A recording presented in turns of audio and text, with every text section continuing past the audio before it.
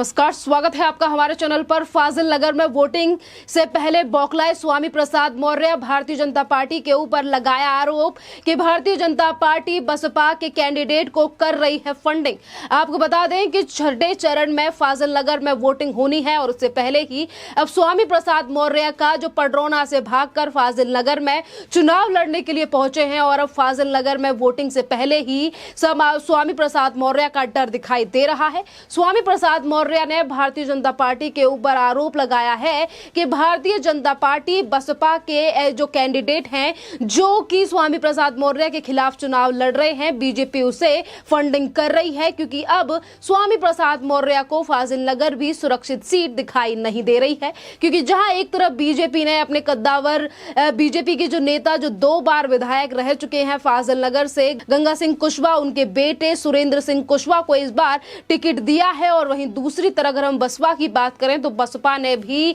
एक मुस्लिम कैंडिडेट को टिकट दिया है इस बार फाजिल नगर से। और इन चीजों को देखकर अब स्वामी प्रसाद मौर्य की मुश्किलें बढ़ती हुई नजर आ रही हैं, और यही बड़ा कारण है कि अब वो एक के बाद एक कभी आरोप लगा रहे हैं तो कभी वो ये बोल रहे हैं कि मैं नेवला हूं, या फिर तमाम तरीके के जो बयान है वो निकलकर सामने आ रहे हैं। और इसी बीच स्वामी प्रसाद मौर्य ने कहा है कि बीजेपी इलियास अंसारी बसपा के कैंडिडेट हैं इस बार फाजिल नगर से, जो कि सपा के बागी विधायक हैं, और अब यही चीजें भारी पड़ती हुई दिखाई दे रही हैं स्वामी प्रसाद मौर्य के लिए। जहां एक तरफ स्वामी प्रसाद मौर्य पडरौना की जो सीट है उसे छोड़कर फाजिल नगर से चुनाव लड़ने के लिए पहुंचे हैं। कुशीनगर की दूसरी विधानसभा है फाजिल नगर, और ये भी जगह अब टफ दिखाई दे रही है स्वामी प्रसाद मौर्य के लिए। और अब यही का बड़ा कारण है कि कभी वो बीजेपी के ऊपर आरोप लगा रहे हैं और ये कह रहे हैं कि बीजेपी फंडिंग कर रही है बसपा के विधायक को, जो कि स्वामी प्रसाद मौर्य के खिलाफ चुनाव लड़ रहा है। जिस तरीके से अब एक एक करके वोटिंग के दिन नजदीक आ रहे हैं, उत्तर प्रदेश में पहले चरण की वोटिंग जो है वो समाप्त हो चुकी है। अब इसके बाद 1-2 दिन बाद अब उत्तर प्रदेश में दूसरे चरण की वोटिंग होने वाली है, और जैसे ही फाजिल नगर में वोटिंग के दिन नजदीक आ रहे हैं वैसे ही अब स्वामी प्रसाद मौर्य की जो खीज है, घबराहट है, जो डर है, अब वो निकलता हुआ सामने आ रहा है कि किस तरीके से अब वो उल जलूल बयान दे रहे हैं। क्योंकि जहां एक तरफ बसपा ने इतने एक मजबूत विधायक को उतारा है, अगर हम यहां पर इलियास अंसारी की भी बात करें तो वो सपा की तरफ से जिला अध्यक्ष रह चुके हैं फाजिल नगर के, तो वहीं दूसरी तरफ बीजेपी ने भी ऐसे कैंडिडेट को टिकट थमाया है जिनकी अच्छी खासी पकड़ है फाजिल नगर में। यानी कि जिस सीट को सुरक्षित मान रहे थे अभी तक स्वामी प्रसाद मौर्य, अब वही सीट उनकी हार का कारण बनती नजर आ रही है। और शायद अब स्वामी प्रसाद मौर्य को आने वाले चुनावों का रिजल्ट भी दिखने लगा है, और इसीलिए वो इस तरीके से बयानबाजी कर रहे हैं। और हो सकता है कि जिस तरीके से स्वामी प्रसाद मौर्य ने पडरौना को छोड़कर फाजिल नगर की इस सीट को चुना है चुनाव लड़ने के लिए, वोटों के दिन नजदीक आते आते स्वामी प्रसाद मौर्य फाजिल नगर से भी इस सीट को ना छोड़ दे, ये लगातार जो खबरें हैं वो बनी हुई हैं। और इसी के साथ आपको ये भी बता दें कि सोशल मीडिया पर कुछ लोग इस तरीके के ट्वीट भी कर रहे हैं और ये कह रहे हैं कि भाग स्वामी प्रसाद मौर्य भाग। यानी कि जिस तरीके से सुरक्षित सीट के चलते स्वामी प्रसाद मौर्य ने पडरौना को छोड़कर फाजिल नगर से चुनाव लड़ने का फैसला किया और समाजवादी पार्टी ने उन्हें फाजिल नगर से टिकट तो थमा दिया, पर आपको बता दें कि जैसे ही समाजवादी पार्टी की तरफ से फाजिल नगर से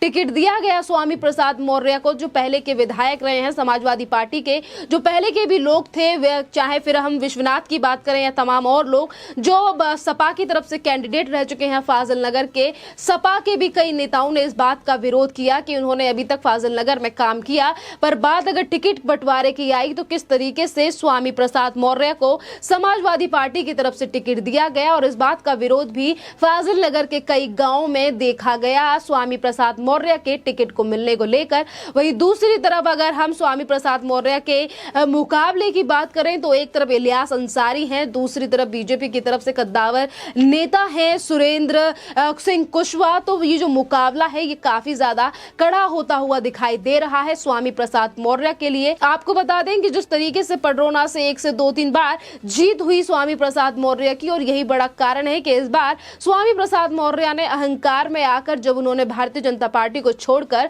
समाजवादी पार्टी का हाथ थामा तो स्वामी प्रसाद मौर्य ने कहा था कि मैं जिस पार्टी को छोड़ देता हूं वो निश्चित उसकी हार निश्चित हो जाती है। पर इस बार स्वामी प्रसाद मौर्य मौर्य अपने बयानों में ही घिरे हुए नजर आ रहे हैं, क्योंकि जहां एक तरफ वो पार्टियों को लेकर इतने बड़े बड़े बयान दे रहे थे, ये भी कह रहे थे कि इस बार योगी आदित्यनाथ की सरकार आने से रही, परचम तो सिर्फ साइकिल का लहराएगा, समाजवादी पार्टी की सरकार आने वाली है। और आज समाजवादी पार्टी का दामन थामते ही किस तरीके से अपनी सीटों को चेंज करते घूम रहे हैं स्वामी प्रसाद मौर्य, आज ये चीजें प्रदेश की जनता से नहीं छुपी हैं। इसी के साथ आपको ये भी बता दें कि बसपा को 2017 की अगर हम बात करें, 2017 से पहले की अगर हम बात करें, तो स्वामी प्रसाद मौर्य बसपा में थे। बसपा का साथ छोड़कर उन्होंने भारतीय जनता पार्टी का दामन थामा और उसके बाद वो अब अखिलेश यादव की पार्टी में जा पहुंचे हैं। और जैसे ही अखिलेश यादव की पार्टी में पहुंचे हैं, एक तरफ अखिलेश यादव ने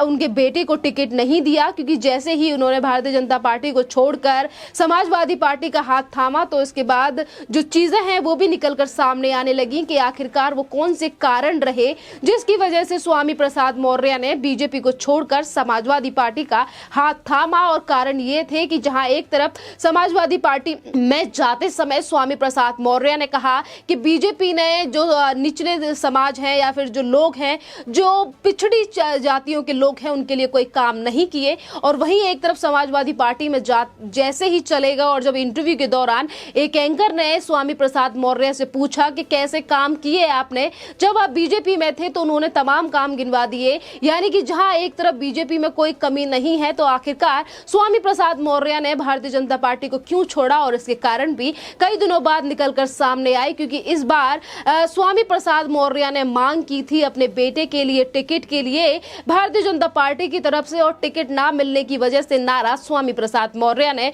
भारतीय जनता पार्टी को छोड़कर समाजवादी पार्टी का हाथ तो थामा, पर वहां पर भी समाजवादी पार्टी से स्वामी प्रसाद मौर्य को कुछ हाथ नहीं लगा, क्योंकि रायबरेली के उचहर से समाजवादी पार्टी यानी कि अखिलेश यादव ने भी स्वामी प्रसाद मौर्य के बेटे को टिकट नहीं दिया। और वहीं बात अगर पारंपरिक सीट की बात की जाए स्वामी प्रसाद मौर्य की, जहां से उन्होंने कई बार सीट हासिल की, जीत हासिल की, यानी कि पडरौना, कुशीनगर का पडरौना, जहां से उनका कहना है कि मैं हर बार जीतता आया हूं, तो वो सीट भी इस बार समाजवादी पार्टी ने बदल दी, क्योंकि वो सीट सुरक्षित नहीं दिखाई दे रही थी इस बार स्वामी प्रसाद मौर्य को, क्योंकि वहां से लगातार अंदेशे ये लगाए जा रहे थे। और यही बड़ा कारण था कि स्वामी प्रसाद मौर्य पडरौना से चुनाव नहीं लड़ रहे थे, क्योंकि अभी कुछ दिन पहले कांग्रेस के कद्दावर नेता आरपीएन सिंह ने बीजेपी को ज्वाइन किया है, और यही बड़े कारण रहे जिसकी वजह से स्वामी प्रसाद मौर्य इस बार पडरौना की बजाय फाजिल नगर से चुनाव लड़ रहे हैं।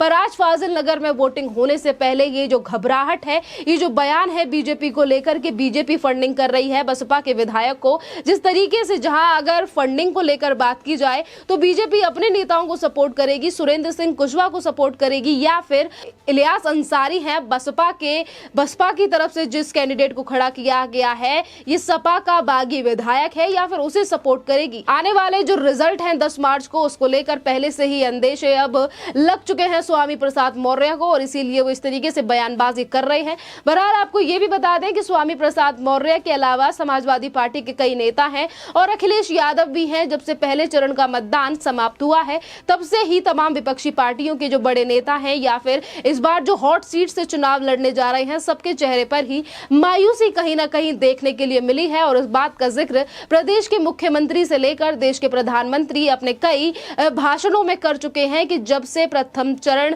समाप्त हुआ है, जनता ने जिस जोश के साथ वोट दिए हैं और जिस तरीके से खबरें आई हैं, कानों तक पहुंची हैं हमारे, और उन्होंने भी इसी बात का जिक्र किया कि इस बार प्रदेश की जनता ने विकास को लेकर वोट दिया है। भारतीय जनता पार्टी की सरकार फिर से एक बार उत्तर प्रदेश में आ रही है, और जितनी भी विपक्षी पार्टियां हैं, जहां एक तरफ वो दमखम तो दिखा रही हैं कि इस बार उनकी सरकार उत्तर प्रदेश में बनने वाली है, पर वहीं कहीं ना कहीं दूसरी तरफ मायूसी भी विपक्षी पार्टियों के चेहरे पर दिखाई दे रही है। और शायद अब यही बड़े कारण है कि जहां एक तरफ अखिलेश यादव भी इसी मायूसी के शिकार हो चुके हैं, और इसीलिए अब स्वामी प्रसाद मौर्य भी इस तरीके के आरोप लगा रहे हैं भारतीय जनता पार्टी के ऊपर। बहरहाल इस टॉपिक पर आपका क्या कहना है, आप भी हमें कमेंट करके जरूर बताइए। धन्यवाद।